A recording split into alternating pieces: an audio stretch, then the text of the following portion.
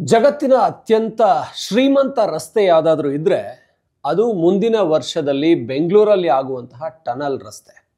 ಜಗತ್ತಿನ ಯಾವುದೇ ರಾಷ್ಟ್ರದಲ್ಲೂ ಇಷ್ಟು ಖರ್ಚು ಮಾಡಿರಲ್ಲ ಒಂದು ರಸ್ತೆಗೆ.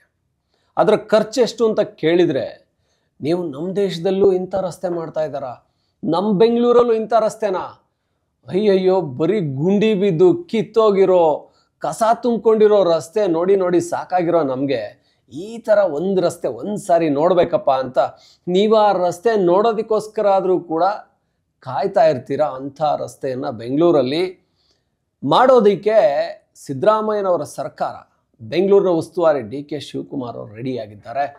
ಅದರ ವೆಚ್ಚವನ್ನು ಕೇಳಿದರೆ ಬೆಚ್ಚಿ ಬೀಳ್ತೀರ ನೀವು.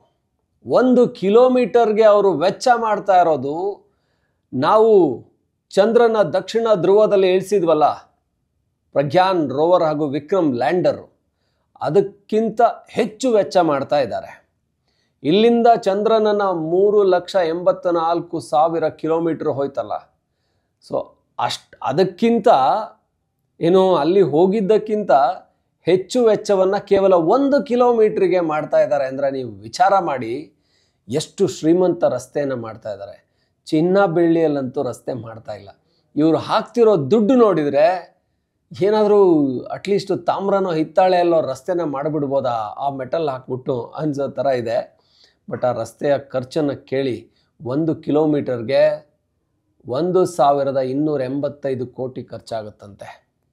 ಹಿಂದೆಂದೂ ಕಂಡಿರದಂಥ ರಸ್ತೆ. ಇದನ್ನು ಜಗತ್ತಿನ ಅತ್ಯಂತ ಶ್ರೀಮಂತ ರಸ್ತೆ ಅಂತಲೇ ಹೇಳಬೇಕಾಗುತ್ತೆ. ಜಗತ್ತಲ್ಲಿ ಎಲ್ಲೂ ಕೂಡ ಇಷ್ಟು ಕಾಸ್ಟ್ಲಿಯೆಸ್ಟ್ ರಸ್ತೆ ನಿರ್ಮಾಣ ಮಾಡಿಲ್ಲ. ಹಾಗಂತ ಏನು ರಸ್ತೆಗೆ ಚಿನ್ನ ಬೆಳ್ಳಿ ತಾಮ್ರ ಹಿತ್ತಾಳೆ ಹಾಕ್ಕೊಂಡು ಹೋಗ್ತಾರ 1 ಕಿಲೋಮೀಟ್ರಿಗೆ 1,285 ಕೋಟಿ ಅಂದರೆ? ಹಾಗಲ್ಲ, ಆ ರಸ್ತೆ ನಿರ್ಮಾಣ ಮಾಡೋದಕ್ಕೆ ಅಷ್ಟು ಕೆಲಸ ಆಗುತ್ತೆ. ಜರ್ಮನಿಯಿಂದ ಅದಕ್ಕೆ ಯಂತ್ರವನ್ನು ತರಿಸ್ಕೊಳ್ಬೇಕು. ಆ ರಸ್ತೆ ಆ ಟನಲನ್ನು ಕೊರೆಯೋದಕ್ಕೆ. ಬೆಂಗಳೂರಿನಲ್ಲಿ ಟನಲ್ ಕೊರೆಯೋದು ಅಂತ ಹೇಳಿದರೆ ಸಾಧಾರಣ ವಿಷಯ ಅಲ್ಲ. ಸಾಕಷ್ಟು ಲೆಕ್ಕಾಚಾರ ಮಾಡಬೇಕಾಗುತ್ತೆ. ಅದಕ್ಕೊಂದು ಬ್ಲೂ ಪ್ರಿಂಟ್ ಇರಬೇಕು, ಅದಕ್ಕೊಂದು ಪ್ರಾಜೆಕ್ಟ್ ಪ್ಲ್ಯಾನ್ ಇರಬೇಕು. ಇದರ ಬಗ್ಗೆ ಈಗ ದೇಶಾದ್ಯಂತ ಚರ್ಚೆ ಶುರುವಾಗಿದೆ. ಈ ರಸ್ತೆಯನ್ನು ಬೆಂಗಳೂರಲ್ಲಿ ಯಾಕೆ ಮಾಡೋಕೆ ಹೊರಟಿದ್ದಾರೆ? 40,000 ಕೋಟಿಗಿಂತ ಹೆಚ್ಚು ಖರ್ಚು ಮಾಡಬೇಕು ಅಂತ ಸರ್ಕಾರ ಯೋಚನೆ ಮಾಡಿದೆ. ಅಂದರೆ ಒಂದು ರಸ್ತೆಯನ್ನು ಮಾಡೋದ್ರಿಂದ, ಇಷ್ಟು ಖರ್ಚು ಮಾಡೋದ್ರಿಂದ ಲಾಭ ಏನಾಗುತ್ತೆ, ಅದರ ಫೀಸಿಬಿಲಿಟಿ ಏನು, ಅಂದರೆ ಅದರ ಒಟ್ಟಾರೆ ಸಾಧಕ ಬಾಧಕಗಳೇನು, ಅದು ನಿಜಕ್ಕೂ ಆ 1 ಕಿಲೋಮೀಟ್ರಿಗೆ 1,000 ಕೋಟಿ ಉಪಯೋಗ ಆಗುತ್ತಾ, ಇದನ್ನು ಯೋಚನೆ ಮಾಡಿದಾರಾ? ಇದನ್ನೇ ವಿರೋಧ ಮಾಡ್ತಾ ಇದ್ದಾರೆ BJPಯವರು. ಹಾಗಾದರೆ ಈ ರಸ್ತೆಯ ಇಷ್ಟು ಖರ್ಚು ಮಾಡ್ತಿರೋದ್ರ ಬಗ್ಗೆ ಜನಸಾಮಾನ್ಯರಿಗೆ ಅನ್ನಿಸ್ಲೇಬೇಕಲ್ವ? ಸಾಮಾನ್ಯ ರಸ್ತೆಗಳೇ ಸರಿ ಇಲ್ಲ ಬೆಂಗಳೂರಲ್ಲಿ. ಮೊದಲು ಸಾಮಾನ್ಯ ರಸ್ತೆನ ಸರಿ ಮಾಡಿಸಿ.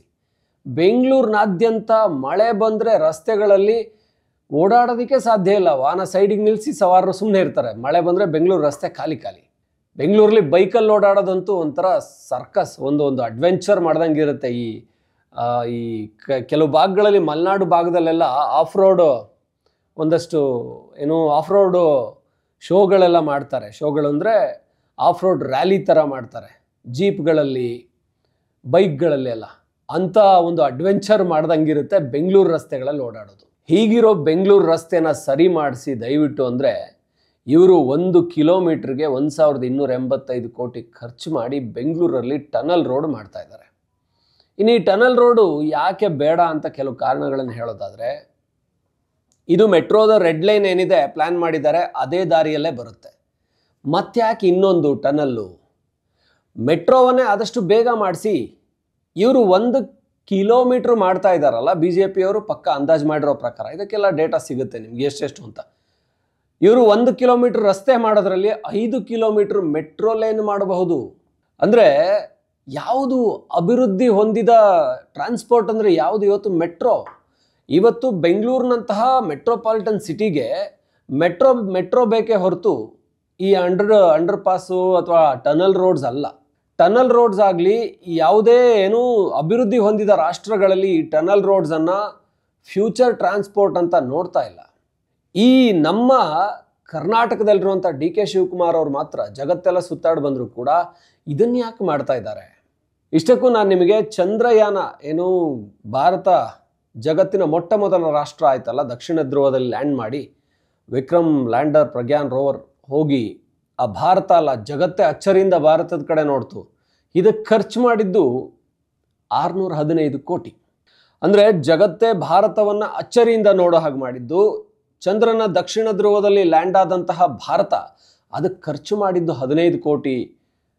ಆದರೆ ಹೇಳಿದ್ನಲ್ಲ 3 ಲಕ್ಷ ಕಿಲೋಮೀಟರ್ ಹೋಗೋದಕ್ಕೆ ನಾವು ಖರ್ಚು ಮಾಡಿದ್ದು ಒಂದು ಆಟೋ ಚಾರ್ಜ್ ಅಂತ ಬೇರೆ ಬೇರೆ ರಾಷ್ಟ್ರಗಳಲ್ಲಿ ಮಾತಾಡ್ಕೊಂಡ್ರು. 1 ಕಿಲೋಮೀಟ್ರಿಗೆ ಆಟೋ ಫೇರ್ ಏನಾಗುತ್ತೆ ಅದರಲ್ಲಿ ಹೋಗಿದೆ ಭಾರತ ಚಂದ್ರನನ್ನು ತಲುಪಿದೆ ಅಂತ.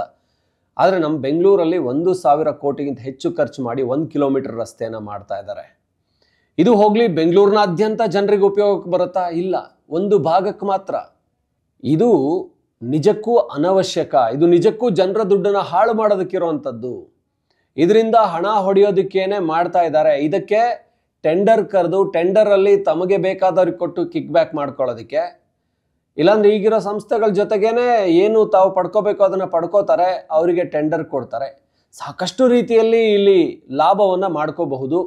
ಇದೆಲ್ಲ ಪ್ಲಾನ್ ಮಾಡ್ತಾ ಇರೋದು ಈ ಥರ ದುಡ್ಡು ಹೊಡೆಯೋದಕ್ಕೆ ಅಂತ BJP ಅವರು ಹೇಳ್ತಾ ಇದ್ದಾರೆ. ಇದರ ಬದಲು ನೀವು ಬೇರೆ ಮೆಟ್ರೋವನ್ನು ಎಕ್ಸ್ಟೆಂಡ್ ಮಾಡಿ, ಮೆಟ್ರೋವನ್ನು ಆದಷ್ಟು ಬೇಗ ಮಾಡಿಸಿ, ಅಥವಾ ಬೆಂಗಳೂರಲ್ಲಿರುವಂಥ ಎಲ್ಲ ರಸ್ತೆಗಳಿಗೆ ವೈಟ್ ಟಾಪಿಂಗ್ ಮಾಡಿಸಿ, ಎಲ್ಲ ಕಡೆ ರಸ್ತೆಗಳನ್ನು ಡ್ರೈನೇಜನ್ನು ಸಂಪೂರ್ಣವಾಗಿ ಈಗೇನಿದೆ ಅದನ್ನು ಚೆನ್ನಾಗಿ ಮಾಡಿ ಅಂತ ಇವನು ಬೊಮ್ಮಾಯಿ ಅವ್ರ ಸರ್ಕಾರದಲ್ಲಿ 2023ರಲ್ಲಿ ಘೋಷಣೆ ಮಾಡಿದ್ರು. ಬೆಂಗಳೂರಲ್ಲಿ ಒಂದು 150 ಜಂಕ್ಷನ್ಗಳಲ್ಲಿ, ಈ 150 ಜಂಕ್ಷನ್ ಅಂತ ನಂಗೆ ನೆನಪಿದ್ದಾಗ 2023ರ ಬಜೆಟಲ್ಲಿ ಅದು ಆ ಬಜೆಟ್ ಆದ ನಂತರ ಸರ್ಕಾರ ಹೋಯಿತು. ಆಮೇಲೆ ಸಿದ್ದರಾಮಯ್ಯನವ್ರ ಸರ್ಕಾರ ಬಂದು ಹೊಸ ಬಜೆಟ್ ಮಂಡನೆ ಮಾಡಿದ್ರು. ಅದು ಯಾವ ರೀತಿಯೂ ಕೂಡ ಇಂಪ್ಲಿಮೆಂಟೇಷನ್ಗೆ ಆಗಲಿಲ್ಲ. 150 ಅಂತ ಅನಿಸುತ್ತೆ. ಅಷ್ಟು ಜಂಕ್ಷನ್ಗಳಲ್ಲಿ ಟ್ರಾಫಿಕನ್ನು ಕಡಿಮೆ ಮಾಡೋದಕ್ಕೆ ಅದರ ವ್ಯಾಪ್ತಿನ ಹೆಚ್ಚು ಮಾಡೋದು, ಒಂದಷ್ಟು ರಸ್ತೆಯನ್ನು ಇನ್ನೂ ವಿಸ್ತಾರ ಮಾಡೋದು, ಇದೆಲ್ಲ ಪ್ಲ್ಯಾನ್ಗಳಿತ್ತು. ಈ ರೀತಿಯ ಸೈಂಟಿಫಿಕ್ ಆದಂಥ ಯೋಜನೆಗಳನ್ನು ಪ್ಲ್ಯಾನ್ ಮಾಡಿ ಅಂದರೆ ಇವರು 15-20 ಕಿಲೋಮೀಟ್ರು 30 ಕಿಲೋಮೀಟ್ರ್ ರಸ್ತೆ ಮಾಡೋದಕ್ಕೆ 40,000 ಕೋಟಿ. ಯಾರ ಕಣ್ಣಿಗೆ ಮಣ್ಣೆರಚ್ತಾ ಇದ್ದೀರಾ? ಸೈಂಟಿಫಿಕಲಿ ಹೋದರೂ ಕೂಡ, ನೀವೊಂದು ಒಳ್ಳೆ ಪ್ಲ್ಯಾನರ್ ಹತ್ರ ಹೋದರೂ ಕೂಡ ಇದೊಂದು ವೇಸ್ಟ್ ಪ್ಲ್ಯಾನ್ ಅಂತ ಹೇಳ್ತಾರೆ. ಒಬ್ಬ ಜನಸಾಮಾನ್ಯ ಕೂಡ ಅರ್ಥ ಮಾಡ್ಕೊಳ್ಬಹುದಾದಂಥ ವಿಚಾರ, 1 ಕಿಲೋಮೀಟರ್ ರಸ್ತೆಗೆ ಯಾರಪ್ಪ 1,000 ಕೋಟಿ ಖರ್ಚು ಮಾಡ್ತಾರೆ ಅಂತ. ಅದೆಲ್ಲಿಂದನೋ BJP ಅವರು ಅದನ್ನೇ ಹೇಳ್ತಾ ಇರೋದು. ನೀವೆಲ್ಲಿಂದನೋ ಒಂದು ಯಂತ್ರ ತರಿಸ್ತಿರಂತೆ, ಆ ಮಷಿನ್ ಬಂದು ಇಲ್ಲಿ ಕೊರಿಬೇಕಂತೆ, ಅದು ಬರೋದಕ್ಕೇನೆ ವರ್ಷ ಬೇಕಂತೆ, ಆಮೇಲೆ ಅದು ಕೊರೆದ ಮೇಲೆ ಅದು ಸಂಪೂರ್ಣ ರಸ್ತೆ ಎಲ್ಲ ಮತ್ತೊಂದು ಸಾರಿ ಕ್ಲೀನ್ ಮಾಡಿಕೊಂಡು ಹೊಸದಾಗಿ ಕೆಲಸ ಶುರು ಮಾಡಬೇಕು.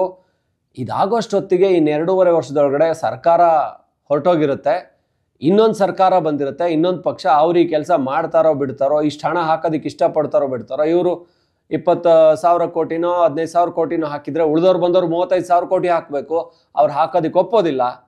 ಸೊ ಆಗ 15,000 ಕೋಟಿನೂ ವೇಸ್ಟ್ ಆಗುತ್ತೆ. ಇಷ್ಟೆಲ್ಲ ಹೇಳೋದು ಬೇಡ. ಇಜಿಪುರ ಫ್ಲೈಓವರ್ ಮಾಡಿದ್ದೀರಾ ನೀವು, 8 ವರ್ಷದಿಂದ ನಿಂತ್ಕೊಂಡೇ ಇದೆ. ಯಾವ ಪುರುಷಾರ್ಥಕ್ಕೆ ಮಾಡಬೇಕಾಗಿತ್ತು ಅದನ್ನು? ಜನರ ಜೀವನ ನರಕ ಮಾಡಿದ್ದೀರಾ. ಆ ಕೋರಮಂಗಲ ಭಾಗಕ್ಕೆ ಬರುವಂಥ ಜನರು, ಅದು ಬೇರೆ ಬೇರೆ, ಈಗ ಇಂದಿರಾನಗರ ಭಾಗದಿಂದ ಬರುವಂಥವ್ರು ಇರ್ಬೋದು, ಇಲ್ಲ ಅಂತ ಹೇಳಿದರೆ ಬೇರೆ ಭಾಗದಿಂದ ಬಂದು ಕನೆಕ್ಟ್ ಆಗುವಂಥವ್ರು ಇರ್ಬೋದು. ಅಲ್ಲಿ 7-8 ವರ್ಷಗಳಿಂದ ಜನ ಆ ರಸ್ತೆಯಲ್ಲಿ ಓಡಾಡೋಕ್ಕಾಗ್ತಾ ಇಲ್ಲ. ಗುಂಡಿಗಳು, ಅಲ್ಲಿ ಬಿದ್ದುಕೊಂಡಿರುವಂಥ ವೇಸ್ಟು, ಫ್ಲೈಓವರ್ ನೀವು ಇದು ಮಾಡಬೇಕು ಅಂತೇಳಿ, ಫ್ಲೈಓವರ್ ರಸ್ತೆ ಮಾಡಬೇಕು ಅಂತೇಳಿ ಕಂಬಗಳು ನಿಲ್ಲಿಸಿದ್ರ, ಅದ್ರ ಸುತ್ತಮುತ್ತ ಒಂದು 10-15 ಅಡಿ ಗುಂಡಿ ಬಿದ್ದಿದೆ, ರಸ್ತೆಗಳೆಲ್ಲ ಹಾಳಾಗಿದೆ, ಅದನ್ನು ರಿಪೇರಿ ಮಾಡಲ್ಲ. ಪ್ರತಿದಿನ ಜನ ನಿಮ್ಮನ್ನು ಬೈಕೊಂಡು ಓಡಾಡ್ಬೇಕು. ನಿಮ್ಮ ಸರ್ಕಾರ ಇದ್ದಾಗಲೇ ಶುರು ಮಾಡಿರೋದು, 7 ವರ್ಷ 8ನೇ ವರ್ಷಕ್ಕೆ ಬಂದಿದೆ, ಆದರೆ ಅದನ್ನು ರೆಡಿ ಮಾಡಿಸಿಲ್ಲ. ಈ ಪ್ಲ್ಯಾನು ಅಲ್ಲಿ ಮೆಟ್ರೋ ಲೈನ್ ಬರುತ್ತೆ, ಅದು ಬೇಕಾಗಿಲ್ಲ ಅಂತ ಅನ್ಕೋತೀರ. ಬೇರೆ ಬೇರೆ ಫ್ಯೂಚರ್ ಟ್ರಾನ್ಸ್ಪೋರ್ಟನ್ನು ವಿಚಾರ ಮಾಡೋದು ಬಿಟ್ಟು, ಆ ಕ್ಷಣಕ್ಕೆ ಏನು ದುಡ್ಡು ಹಾಕಿದರೆ ಟೆಂಡರಿಂದ ನಮಗೆ ಕಿಕ್ ಬ್ಯಾಕ್ ಬರುತ್ತೆ, ಅಥವಾ ನಮಗೆ ಬೇಕಾದವ್ರಿಗೆ ಆ ಪ್ರಾಜೆಕ್ಟ್ ಕೊಟ್ಕೊಂಡು ಅವರಿಂದ ನಾವು ಎಲೆಕ್ಷನ್ ಬಂದಾಗ ಏನು ದುಡ್ಡು ಮಾಡ್ಬೋದು, ಇದನ್ನೇ BJP ಬಂದಾಗಲೂ ಮಾಡ್ತಾರೆ, ಕಾಂಗ್ರೆಸ್ ಬಂದಾಗಲೂ ಮಾಡ್ತಾರೆ. ಈಗ ಮಾಡ್ತಾ ಇರೋದಂತೂ ಜನರ ತಲೆ ಮೇಲೆ ಸರಿಯಾಗಿ ಹೊಡೆಯುವಂಥ ಕೆಲಸ. ಇದನ್ನು BJP ಏನಾದರೂ ವಿರೋಧ ಮಾಡಿ ನಿಲ್ಲಿಸದೇ ಇದ್ದರೆ, ತೇಜಸ್ವಿ ಸೂರ್ಯ ಇದನ್ನು ಈ ಪ್ರಾಜೆಕ್ಟ್ದು ಬ್ಲೂ ಪ್ರಿಂಟ್ ತಂದಾಗಲೇ ಅದನ್ನು ಕಾಂಗ್ರೆಸ್ಗೆ ಬೆವರಿಳಿಸಿದ್ರು. ನೀವು ಮೆಟ್ರೋ ಪ್ರಾಜೆಕ್ಟ್ ಇತ್ತಲ್ಲ, ಅದರ ಪ್ರಾಜೆಕ್ಟಿದ್ದು ಅದೇ ಪ್ಲ್ಯಾನನ್ನು ಕಾಪಿ ಪೇಸ್ಟ್ ಮಾಡಿ ಇಲ್ಲಿ 1.5 ಕೋಟಿ ಹೊಡೆದಿದ್ದೀರಾ ಅಂತ. ಅದಕ್ಕೆ ಉತ್ತರ ಇಲ್ಲ ಕಾಂಗ್ರೆಸ್ ಬಳಿ.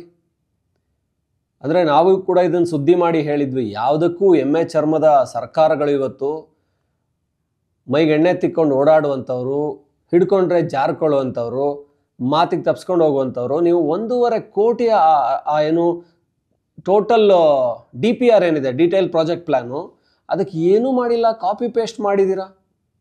ಸೊ ಅದನ್ನ ಇಟ್ಕೊಂಡು ನೀವು 40,000 ಕೋಟಿ ಪ್ರಾಜೆಕ್ಟ್ ಅಂತ ಹೇಳ್ತಾ ಇದ್ದೀರಾ, ಅದರ ಪ್ರಾಜೆಕ್ಟ್ ಪ್ಲ್ಯಾನ್ಗೆ 1.5 ಕೋಟಿ ಖರ್ಚು ಮಾಡಿದ್ದೀರಾ. ಸೊ ಇದು ಜನರ ಹಣದಕ್ಕೆ ಏನು ಲೆಕ್ಕ ಇಲ್ವಾ? ಜನರ ಹಣವನ್ನು ನೀವು 11,000 ಕೋಟಿ ಕೇಂದ್ರದಿಂದ ಬರಬೇಕು ಅಂತ ಕೇಳ್ತೀರಾ. 11,000 ಕೋಟಿ ಕೇಂದ್ರದಿಂದ ಕೊಟ್ಟರು ಅಂತ ಇಟ್ಕೊಳ್ಳಿ. ನೀವು 11,000 ಕೋಟಿ ಹಾಕ್ಬಿಟ್ಟು ರಾಜ್ಯದಲ್ಲಿರೋ ರಸ್ತೆಗಳನ್ನ ಸರಿ ಮಾಡಿಸೋದಕ್ಕಾಗತ್ತಾ? ರಾಜ್ಯದ ಜನರಿಗಿರುವಂಥ ಬರ ಪರಿಹಾರ ಕೊಡೋದಕ್ಕಾಗತ್ತಾ? 11,000 ಕೋಟಿ ತಗೋಬಿಟ್ಟು ನೀವು ಈ ಟನಲ್ ರೋಡ್ನ ಮಾಡೋದಕ್ಕಾಗತ್ತಾ? ಯಾವ ಒಂದನ್ನೂ ಮಾಡೋದಕ್ಕಾಗಲ್ಲ. ಸುಮ್ಮನೆ ಗೂಬೆ ಕೂರಿಸೋದಕ್ಕೆ ಕೇಂದ್ರ ಸರ್ಕಾರ ತೋರಿಸ್ಕೊಂಡು ನೋಡಿ, ಅವರು ನಮ್ಮ 1 ರೂಪಾಯಿ ನಾವು ಕೊಟ್ಟರೆ 15 ಪೈಸೆ ವಾಪಸ್ ಕೊಡ್ತಾರೆ, ನಮ್ಗೆ 50 ಪೈಸೆ ಆದರೂ ಕೊಡಬೇಕು. ಈ ಬರದೇ ಇರೋದನ್ನ ತೋರಿಸ್ಕೊಬಿಟ್ಟು ನೀವಿಲ್ಲಿ ಇರೋದನ್ನ ಚೆನ್ನಾಗಿ ಖಾಲಿ ಮಾಡಿ ಎಲ್ಲರೂ ದುಂಡಗಾಗ್ತಾ ಇದ್ದೀರಾ. ಇದನ್ನು BJP ಅಂತೂ ವಿರೋಧ ಮಾಡ್ತಾ ಇದೆ. ಆದರೆ DK ಶಿವಕುಮಾರ್ ಇದನ್ನು ಮಾಡಲೇಬೇಕು ಅಂತ ಪ್ರತಿಷ್ಠೆಯಾಗಿ ತಗೊಂಡಿದ್ದಾರೆ. ಇದು ಜನ ವಿರೋಧ ಮಾಡಿ ನಿಲ್ಲಿಸಿದ್ರೆ ನಿಲ್ಲುತ್ತೆ, ಇಲ್ಲ ಅಂತ ಹೇಳಿದರೆ BJP ವಿರೋಧ ಮಾಡಿದರೆ ಕಾಂಗ್ರೆಸ್ ಅವ್ರು ಖಂಡಿತ ಶುರು ಮಾಡ್ತಾರೆ. ಇದು ಶುರುವಾಗಿ ಅರ್ಧಕ್ಕೆ ನಿಂತು ಹೋಗೋದಕ್ಕಿಂತ ಆ ಎತ್ತಿನ ಹೊಳೆ ಪ್ರಾಜೆಕ್ಟ್ ಮುಗಿಯೋದಕ್ಕೆ ಇನ್ನೂ 10-12 ವರ್ಷ ಬೇಕು. ಇನ್ನೂ ಕೂಡ ಈ ಹಲವು ಜಿಲ್ಲೆಗಳಲ್ಲಿ ಆ ಜಾಗವನ್ನು ಇನ್ನೂ ಕೂಡ ಸರ್ಕಾರ ತಗೊಳ್ಳೋದಕ್ಕೆ ಆಗಿಲ್ಲ. ಆ ಎತ್ತಿನ ಹೊಳೆ ಹರಿಬೇಕಾದಂಥ ಜಾಗ, ಅದಕ್ಕೆ ಬೇಕಾದಂಥ ಪವರ್ ಲೈನು, ಅದಕ್ಕೆ ಬೇಕಾದಂಥ ಜಾಗವನ್ನು ವಶಪಡಿಸ್ಕೊಳ್ಳೋದಕ್ಕೇನೆ ಇನ್ನೂ ಆಗಿಲ್ಲ. ಅದು ಸ್ಟಾರ್ಟ್ ಆಗಿ ಅದಕ್ಕೆ ಈಗಾಗಲೇ 24,000 ಕೋಟಿ ಖರ್ಚು ಮಾಡಿದ್ದಾಗಿದೆ. ಇನ್ನೆಷ್ಟು ಖರ್ಚು ಮಾಡಬೇಕು? 12,000 ಕೋಟಿ 13,000 ಕೋಟಿ ಪ್ಲ್ಯಾನ್ಗೆ 24,000 ಕೋಟಿ ಖರ್ಚಾಗಿದೆ. ಅದೇ ಥರ ಇನ್ನೊಂದು ಪ್ರಾಜೆಕ್ಟು ಅರ್ಧದಲ್ಲೇ ಆಗಿ 25 ವರ್ಷದಷ್ಟೊತ್ತಿಗೆ ಆ ಪ್ರಾಜೆಕ್ಟ್ ಬರೋಷ್ಟೊತ್ತಿಗೆ ಜನ ಅದನ್ನು ಮರ್ತೋಗುವ ಮಟ್ಟಿಗೆ ಸರ್ಕಾರಗಳು ಈ ಟನಲ್ ರೋಡ್ನು ಮಾಡದೇ ಇದ್ರೆ ಸಾಕು, ಬೆಂಗಳೂರು ರಸ್ತೆಯನ್ನು ಗಬ್ಬೆಬ್ಸ್ತಿದ್ರೆ ಸಾಕು ಅಂತ ನಮಗನ್ನಿಸ್ತಾ ಇದೆ. ಸೊ ನಿಮಗೇನು ಅನಿಸುತ್ತೆ? ನೀವು ಕೂಡ ಇದ್ರ ಬಗ್ಗೆ ಕಮೆಂಟ್ ಮಾಡಿ.